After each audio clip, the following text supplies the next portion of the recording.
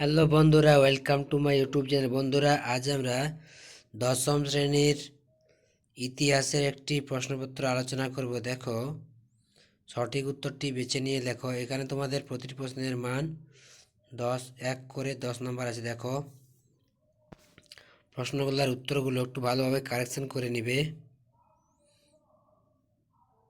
দেখে নাও প্রশ্নের উত্তরগুলো।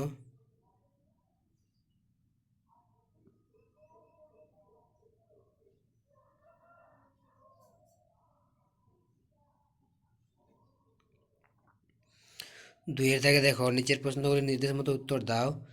এখানে দেখো, এক কথায় উত্তর দাও যে কোনো দুটি। দেখো, সেদিনের কথা কার লেখা? সেদিনের কথা।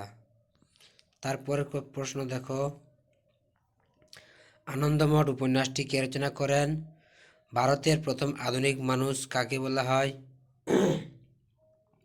তারপর দেখো, ঠিক ভুল নির্ণয় করো যে কোনো দুটি। 1859 থেকে 60 সালে নীল বিদ্রোহ সংগঠিত হয়, ঠিক না ভুল? তিতুমির ফরাজি আন্দোলনের সাথে যুক্ত ছিলেন, ঠিক না ভুল? মুন্ডা বিদ্রোহের প্রধান নেতা কে ছিলেন? বিরসা মুন্ডা, ঠিক না ভুল? এরপরে দেখো, শূন্যস্থান পূরণ করো।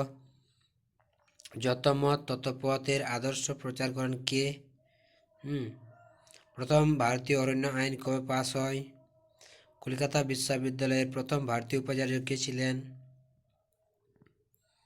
তারপরে দেখো, 3 দাগের প্রশ্নগুলো। ঐতিহাসিক তথ্য, যে কোনো 4টি প্রশ্নের উত্তর দাও, 2-3 বাক্যে উত্তর লেখো।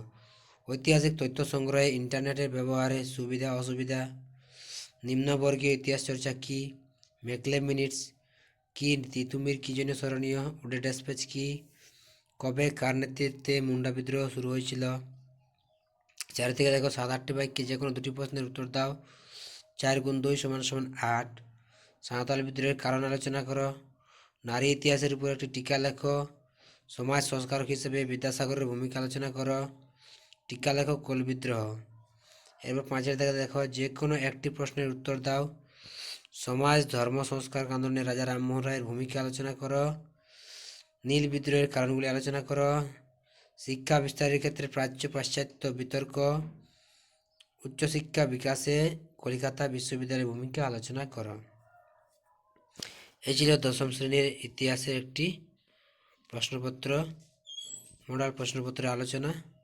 ভিডিওটি ভালো লাগলে অবশ্যই লাইক শেয়ার কমেন্ট করে জানাবে, এবং চ্যানেলে নতুন হয়ে থাকলে চ্যানেলটি অবশ্যই সাবস্ক্রাইব করে রাখবে এ ধরনের নতুন নতুন ভিডিও পেতে। ধন্যবাদ।